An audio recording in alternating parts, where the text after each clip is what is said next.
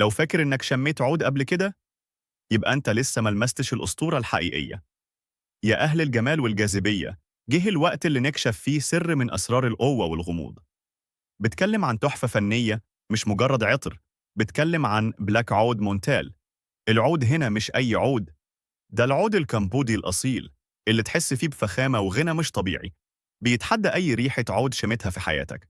ومعاه بتلاقي وردة رقيقة بس قوية، الورد البلغاري اللي بيدي للعطر لمسة من الجمال الشرقي، بس جمال رجالي فخم ومتحكم. الخلطة دي مش واقفة على كده، تحتيهم في أساس صلب وثابت، الباتشولي اللي بيدي عمق ترابي دافي، والمسك النظيف اللي بيخلي العطر يلزق في هدومك وجلدك بالساعات. وأخيراً، لمسة من خشب الصندل اللي بيدي نعومة وكلاسيكية للكل. تخيل كل دول بيتجمعوا في رشة واحدة. أداء العطر ده يا جماعة فظيع. ثباته يومين 3 على الهدوم وفوحانه بيملى المكان، بيسيب أثر يخلي الكل يسأل: إيه الريحة دي؟ ده مش عطر لأي حد، ده عطر اللي عايز يكون له بصمة، اللي عايز ريحته تتكلم عنه قبل ما هو يتكلم. عطر للرجل الواثق الغامض.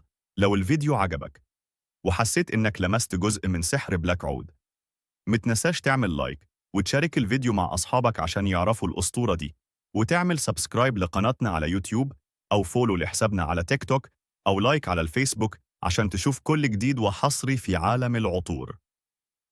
ومع أبو عمار للعطور، دمتم بريحة حلوة